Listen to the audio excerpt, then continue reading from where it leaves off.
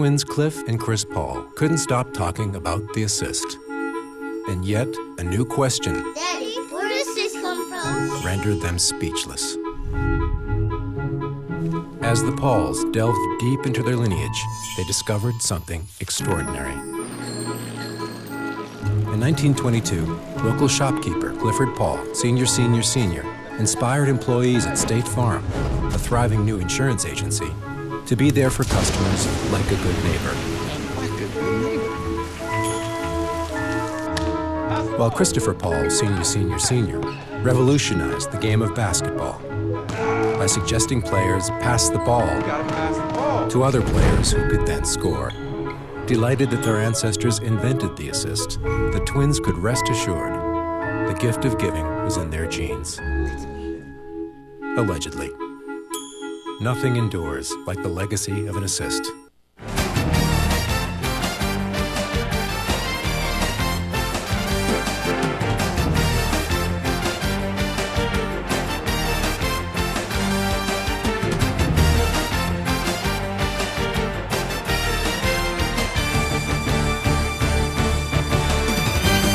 Welcome back to another episode of The Rush. As always, I'm Danny Fry. And I'm Hannah Duncan. This week we bring you baseball and softball against SHG, along with girls soccer against Rochester.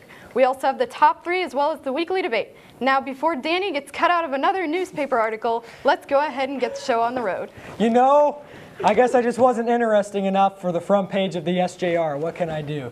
The Glenwood baseball team faced off against bitter rival SHG on Tuesday in a tightly contested ball game and then turned around to host the Cyclones the next day at South Park. Here now as a guest anchor is Glenwood head baseball coach Pat Mooney. Coach, thanks for coming on.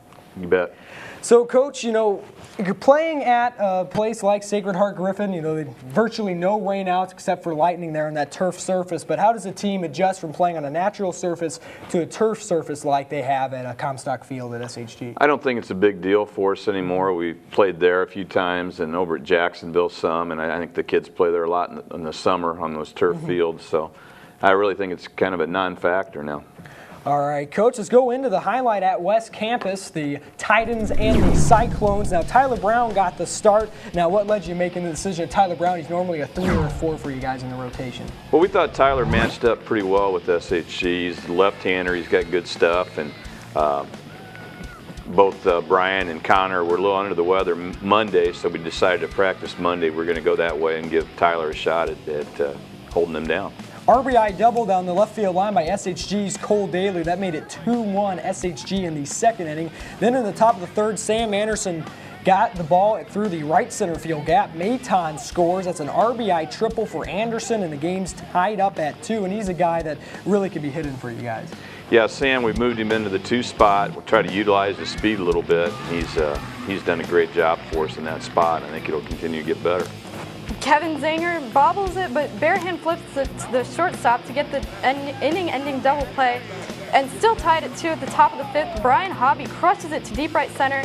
The ball hops over the fence for a ground rule double, but Anderson probably could have scored easily if it hadn't.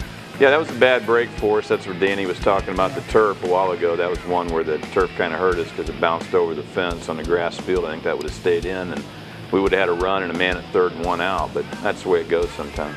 Pitching change from Tyler Brown. He gave up an RBI single to Kevin Zanger, and Matt Zicardi came in the 6th, and Corey Mason slides in after Tyler Brown and Trace Davidson, our cameraman, both lost the ball in the sun. That ended up being an inside the park home run for Mason. That made it 4-2 Cyclones, and they would win by that score. Got runners in scoring position, left the bases loaded a couple times, Coach. Yeah, I had a couple of double plays with runners at third base. I think one's first and third, one's with the bases loaded. But I thought we had good at-bats and give them credit. They made good plays. Those were not routine double plays in either case. So they made the plays when they had to. Then you turn around after Tyler Brown kept you guys in it and then went on at home where you ended up going with Brian Hobby, feeling a little under the weather to pitch, but he still played. So they decided to go and pitch him at South Park. Let's take a look at the highlight. And Hannah, the past few years, you know, Glenwood's been able to turn around and get the win at South Park. Yeah, it's Glenwood 6-8 now against SHG at home. Ben McElwee was throwing for the Cyclones on Wednesday night, and he really had his stuff working for him. Yeah, he was pretty much overpowering. He had good fastball, good breaking ball, and we didn't have many opportunities at all against him. Yeah, and it was pretty much a pitcher's duel for half of the game as Brian Hobby strikes out Sean Mason swinging to end the 4th inning. Yeah, and here's McElwee responding, striking out Matt Benitez swinging. Benitez struck out 3 times Wednesday night, and Hobby starting a little shaken up though in the 5th inning. Cole Daly drives the ball over the head of Cody Johnson and left. Ryan Elvers will slide in head first here after the Daly RBI triple. Daly's been a guy that's really got you, and he got to Hobby. Yeah, he hurt us both days with extra base hits, and not to mention his glove at shortstop. He's a really good player. Kevin Zanger lines an RBI single there as SHG led 2-0 after 5 innings. Then in the top of the 7th, Daly again with an RBI knock. This time a single up the middle as the Cyclones led 3-0. And talk about the decision to bring in the lefty starter Connor Ahern. Well, Brian was getting up there with his pitch count, and we thought Connor might be able to come in and shut them down, although really it was 3-0 already, so we were pretty much out of it. But SHG put together really quality at-bats against Brian the whole game. Even when he was shutting them out early, he was having to work for those strikeouts and build the pitch count up.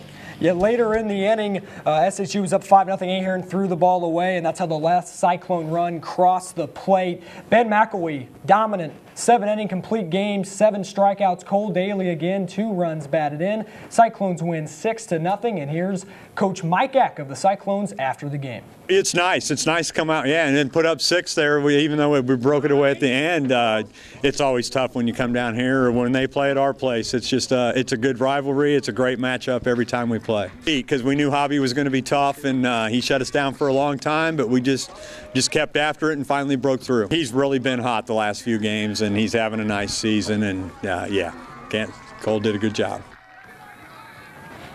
So under 500 is something that Glenwood baseball isn't really used to. So what do you see this team improving on, especially against teams like Springfield and SHG, possibly in the postseason?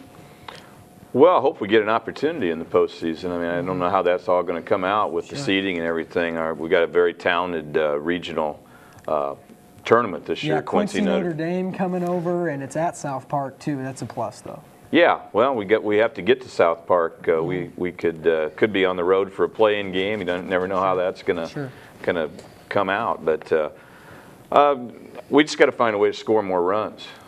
Mainly that's swinging the bats a little better, but we have to execute on the bases, execute when it's time to get a bunt down, get runners in from third base, and that's coming. Our at-bats are getting better. It didn't show as much yesterday because we ran into such a good pitcher, but I thought our at-bats were really good on Tuesday against SHG.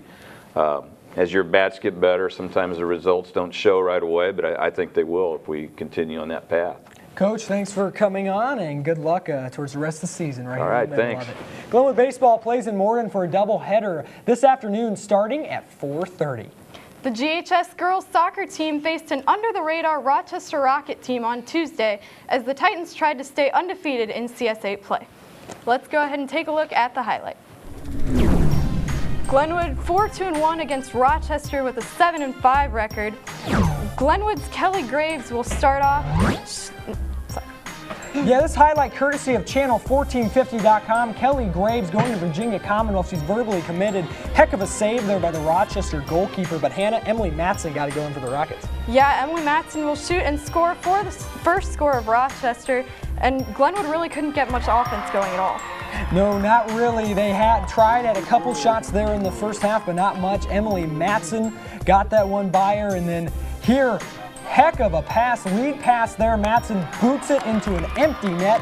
2-0 Rochester, and no one expected that heading into this game. And eventually got a lot of bobbing and heading it up, and finally bicycle kick there for Mandy Yeck. Incredible goal, 3rd and final goal for the Rochester Lady Rockets. Glenwood down 3-0, but still trying. Freshman number 14, Demi Dixon, gets it close. Taylor Perriott close to knock it in, but eventually Rochester defense, like they did every time Glenwood was close, knocked it away. Yeah, Rochester won 3-0, Matson with 2 goals and Yeck with 1 goal. Now let's take a look at some post-game interviews. It's one of those games. I know last year we had a really good game with them, and the girls have really been looking forward to this game. It's one of those things that, you try not to look past anyone. I mean, we had a game last night against Morton that, I felt like we didn't look past. We came out and we played hard. And this is kind of, I'm hoping, is a turning point to our season. We've been up and down, and we've had a couple really good results the last 2 nights. So I'm pretty happy with it. After the tough loss to the Rockets, the girls will try to bounce back against O'Fallon at home tomorrow morning, bright and early, with varsity starting at 9 a.m. It's time for our first commercial break. When the Rush returns, we'll bring you softball versus SHG and some track results as well, so stick around.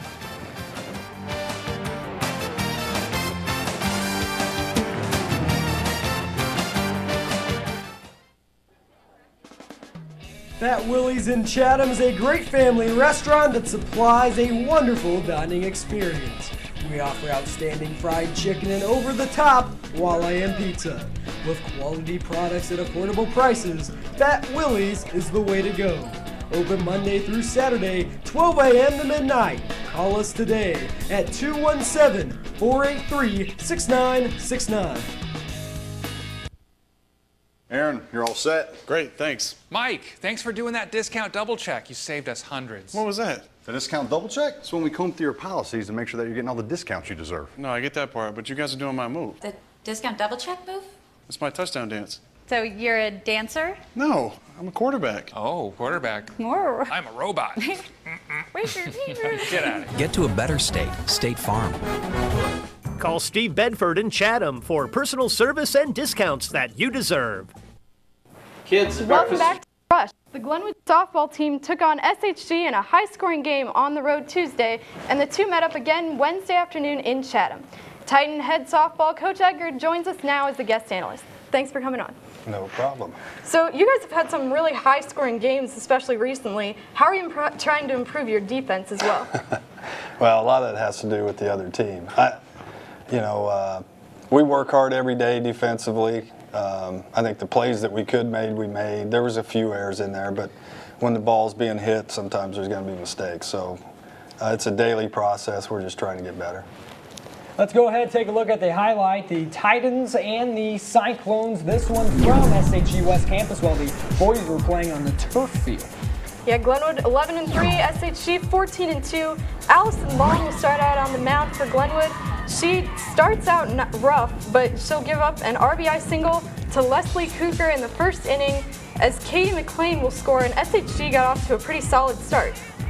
Yeah, and that's something where you got to try and get rebound there once they have that phone. You kind of play the comeback role in both of these games, Coach. Yeah, I mean, it's, like I said, they're a great hitting team, and the things that we try to do is try to win each inning because there is going to be runs scored in games. So, not to play the up and down game and play the scoreboard as much as just keep competing. Yeah, there were some more runs scored there. She gave up back-to-back solo home runs to Cassie Kuzin and Ashton Deitch, but Danny the Bats will pick up to answer for Glenwood.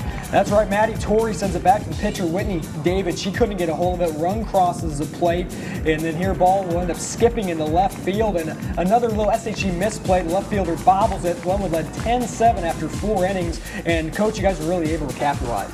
Yeah, I mean, the sign of a good team is when the other team does make mistakes, you're able to take advantage, and obviously we're able to do that. Abby Burton hits it out of the park there as Glenwood's offense exploded in that 6th inning and cruised to the win 18-7 in Mercy Rule with that game too. That happened a lot recently. Glenwood won 18-7. SHG had 8 errors too. Bandy with 4 hits and 2 RBIs, and Burton with the home run and 3 RBIs. After pulling away with the win after 6 innings in that Mercy Rule Hannah was talking about, how did you make sure you really want to keep that intensity with your girls the next game, turn around, play at home? Well, I mean, it's just one day, and we know what the quality of competition is and the things that we want, how we want to go about things. So, to assume that it was going to happen again would be not a very good, smart thing to do. So, we talk about it all the time, and I think we did a good job. So then you guys went ahead and kept the nose to the grindstone and went ahead and played the Cyclones at home this time. And Bree Graham was on the mound for the Titans. First inning grand slam to McKenna Butcher, and then this home run to pitcher Ashton Deitch in the 3rd inning. And again, you guys were faced to come back after, hitting those multiple home runs early. Yeah, after Deitch's home run, I checked with Coach McDevitt to make sure that just because it went over 2 fences, it was still only worth 1, and he said, yeah, so we just kept playing. Yeah, That was a long one. Miranda Esprum, she's really been a great asset to the team as she knocks the double to deep center field to start the Titans' comeback. And Maddie Torrey will also hit it to center field for a 2-run double. And Miranda Esprum and Parker Bandy will both score as the Titans now led 10-8. And Torrey's a junior that's swinging the bat as of late. Yeah, she's got a lot of tools. She runs so well. She can play the short game, bunt and slap. So it's tough on defense. There's a lot of pressure. Pitch in the dirt gets away from the SHG catcher as Abby Birding goes in and scores 13-8 Titans in the 6th inning. And SHG with some of those crucial mistakes down the stretch there. And they're going to go and throw the ball away as Balster and Esprum will both score and got close to the mercy rule again, taking advantage of SHG's multiple miscues, Coach. Yeah, and that's the pressure of fast pitch softball. The more pressure you put on people, the more plays they have to make, and their pressure plays. And sometimes you get a break here and there. Yeah, Glenwood with 13 unanswered runs in the 5th and 6th inning as not quite mercy rule, but they will win this game 17-10 on 16 hits. SHG with 4 errors again, Esprum with 3 hits and 3 RBIs, and Butcher with a grand slam. Now, you guys are 10-0 in CS8 play. What's led to the success with this group? It's a daily thing. I mean, I know that's a boring answer, but these guys come to work every day and practice hard and understand there's things that individually and as a group they can get better at, and they respond. I mean, to be down in those games and have those bad things happen and just to keep playing and not get on that roller coaster, that says a lot about their character. So, Coach, thanks for coming on, and good luck towards the rest of the season in the Panther Classic. The Titans softball team, as you said, is playing in the Washington Panther Classic starting this afternoon at 3:30 against Tremont, 5 o'clock against East Peoria, and tomorrow at 9 a.m. against Normal U High. The Glenwood boys track team participated in the Springfield Capital Classic over the weekend, and here are the team results there from Springfield. Go ahead and take a look at the results. Full screen, the Titans finished 8th out of 16 teams in the Capital City Classic. And now let's go ahead and take a look as the Titans ran through the sprinkling rain on Monday in the GHS quad meet against Rochester, SHG, and Jacksonville. Glenwood won the quad handily, and Michael Giovanelli in the 400-meter dash broke his brother Tony's record of a time of 48.95. That is the fastest 400 time in the state. Glenwood won with a score of 108. The co-ed Titan invite in senior night for the track teams is here at Glenwood today at 4:15 with the field events starting at that time. When it comes to sports, rules change between certain competitive levels. The Rush's very own Eric Burklow breaks down the change in rules from high school to college all the way to the pros. There are many differences between high school and college and pro sport rules. Yeah, you definitely do. You see some similarities, but you definitely do. Obviously, the speed, the size of the athletes, the physicality is a little bit more. But they also have a bunch of different rules, too, like, defensive three. There are more minutes in an NBA game than a college and a high school game. I think it's going to be a lot more physical. The pace is going to be up-tempo, and there's going to be a lot better athletes, a lot better players, and a lot more better talent. In the pros, the players are faster than the college and high school level.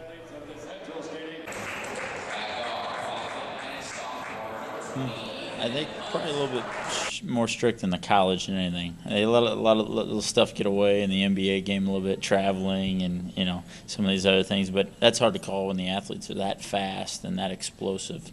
But I can only talk from the high school and college level. I'd say college. In football, it is very rare for a kid to go from college to the NFL, but it's a big adjustment from college to the pros. For one, I would say that most high school football players don't get to the professional level. In fact, there's a lot of people who will say, and I tend to agree with them, it's a larger step from college to the pros than it is from high school to college. Okay, so I would say that anybody who has the opportunity, who has to make that adjustment from high school to the pros. This is Eric Burklow reporting for The Rush. It'll be interesting to see how players like Daniel Helm and Peyton Allen adjust to the rules in the SEC for their respective sports next season. It's time for the last commercial break of the show today. When the rush comes back, Eric Burklow will bring you the top 3 plays of the week and also the weekly debate with Coach Garber and Mr. Frederking. Or maybe I'd say Dan Frederking, since he doesn't technically work here anymore. Stay tuned. That Willie's in Chatham is a great family restaurant that supplies a wonderful dining experience. We offer outstanding fried chicken and over-the-top walleye pizza. With quality products at affordable prices, that Willie's is the way to go. Open Monday through Saturday, 12 a.m. to midnight. Call us today at 217-483-6969. Aaron, you're all set. Great, thanks. Mike, thanks for doing that discount double check. You saved us hundreds. What was that? The discount double check? It's when we comb through your policies to make sure that you're getting all the discounts you deserve. No, I get that part, but you guys are doing my move. The discount double check move? It's my touchdown dance. So you're a dancer? No, I'm a quarterback. Oh, quarterback. More. I'm a robot. Get out of here. Get to a better state, State Farm. Call Steve Bedford in Chatham for personal service and discounts that you deserve. Kids, the breakfast is ready. Eat up. Your friend's gonna be here pretty soon. I'll be there in a second. Have a great day. My friend's here, I'm leaving. Be safe. Come home right after school. All right, see ya.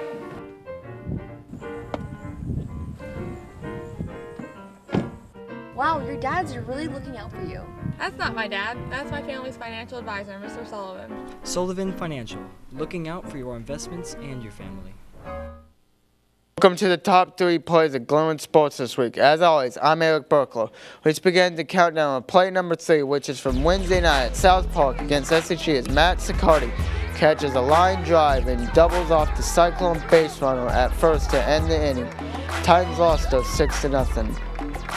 Moving on to play number 2, again at baseball. This time at SHG as Sam Anderson hits a gapper in the right center field, scoring Nick Maton to tie up the game 2-2 at the triple. GHS did lose though 4-2 on the road.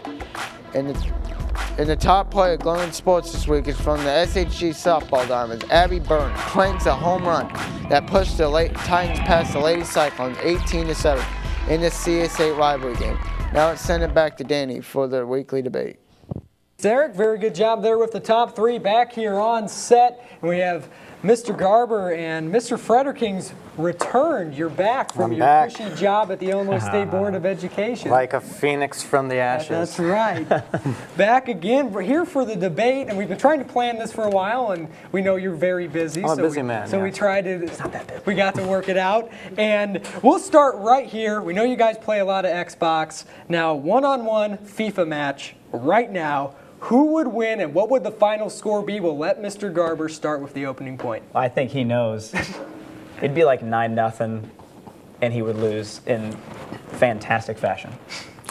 I don't play video games. Oh, you don't? That is a lie. You totally play video games. I don't play video games. Oh. I don't know the rules of soccer, so this isn't going to look good. Soccer to me just seems like a mixture of hockey. Yeah, hockey, kickball. Don't they hold up like playing cards sometimes? I don't get it. So no, it would be Garber that would beat me. But let me just say, I have now composed a list here of things that I am better at. Okay. Hiking, smiling. Hiking, really? You got the cross country. Singing, gardening, high-fiving, shaving the area directly beneath my lip. That's a no-brainer. Googling. Air guitaring, running in a snow place, twerking, binge watching. Twerking? Well, we got to talk about that. Eating a heart-healthy diet rich in fiber. Might be better at me than that. Beatboxing, popping and locking, breathing, flexing, making lists. This is the most ridiculous list I've ever even heard of. Man, you are Baking, busy. dressing, coming in like a wrecking ball, typing, rocking, rolling, ghost riding the whip. Remember that? No, I don't. Typing, rocking, I already said that. Bird watching, T-bowing, parallel parking, growling, snoring, karaokeing, texting. Are we at the end of the list? Debating on high school sports shows. Go on. All right. All right. Well, you know, that was a pretty well thought out. This is what he does at work. He actually doesn't have a job. That sends you emails of funny names too, right? I was laid off like 5 months ago. Oh, sorry, touchy subject. Well, no, not true. you're too busy, you know, twerking while doing the Tebow at the same time. That's kind of That'd be not impressive, smart. actually. Yeah. I don't want to see it. No, we won't demonstrate any let's of not go those there. here on the show. What's next? Okay, next, you know what? We're sticking still with the somewhat rivalry between you two. Who overall is a better fantasy football player? And explain your case. We'll start with Garber. Are you succeeding? I'm going to let him go first because I'm going to have the last word. Okay, I know. We have now been playing in a league together for 2 years, correct? 3 years? 3 years. 3 years, my bad. That's one thing he's better at, remember. It was 3 years, yes. Remembering is one thing he's better at. Year 2, we played each other in the championship game. And who won? And Mr. Garber beat me. I did. So I know where this is going. But I'm going to say I'm the better one. So you would say overall, if you put a compilation of your work. Maybe not if you look at numbers and records. Right. If you actually look at the meaningful statistics, he can't win that one. But it's the random lists. Attention to detail. Yeah. Random lists are things I'm good at. I'm really good at making team names. No, he's not that good. Here, is your this team is all we name? need. This is all we need. Hold on. Yeah. That says Garber 4, Frederking 1. This is the statistics of how many times we've played in fantasy football. You have won once. Well, that's not favorable. That's all I needed. He's looked up the head-to-head matchup. Debate over. Good research. Yeah. Wow. Yeah, of course. Next question. Moving on is you're probably looking that up in current events, maybe. No, that's off the top of my head. Oh, he just knows he's prepared. Yeah. 3 years. The memory. 3 years. How would you not remember that? How many times you lost to me? Okay, now we'll get, we'll leave you two guys out of it here a little bit, but which professional sports league you think has the most exciting playoffs and why? It's been brought up. NBA and NHL seasons seem to drag on a little bit, but they both have some of the most exciting postseason. So, Mr. Garber, we'll start with you here for what do you think, which sports league you think has the most exciting playoffs? NCAA March Madness. Yeah, I think that's hands down. Off, yeah. It's like the BCA, if they changed up the way it went, they changed up the way it works, then I will give it to BCA or the BCS because the college football is fantastic. But when now it gets they down got to it to where they have the four-team playoff at the end, and that might make it better. But doing brackets and stuff like that for March Madness, I got to give it to them. Yes, I agree with that completely. Now, if we're talking about professional, I'm going to go with NFL though. I mean, the one-game series compared to baseball, hockey, football, or baseball, hockey, basketball. You got the one-game series. It's just so exciting. So you like it just being dramatic and then win or go home. Sure, right and that's a big reason why I love the NCAA too. Yeah. Yeah. A lot of people getting into the Blackhawks and the Blues right now. It's one of the most. Well, their overtime rules make things fun. I mean, it's such a fast-paced game. That's a lot of fun too. It really is.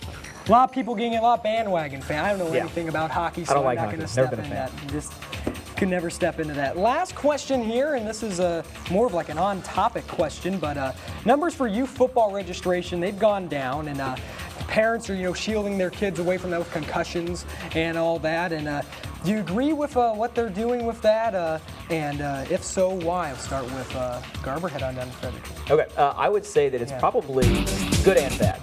The first part of that is that you have the idea behind protecting young kids and the concussions and the brain injuries, and that's true. But if you're going to let them play later on, they need to know how to tackle. They need to know how to properly execute. If you're going to do what it is that you want to do, you better go out and learn how to do it from an early age. And that's what a lot of these youth football organizations are doing, though. It's teaching them the proper techniques. Basics. I'll say little mites, though, when you have the kindergartners, I say no go for that. But around 4th grade, I think that'd probably be a good time to teach them the fundamental techniques. Yeah, I would say like 7-year-olds.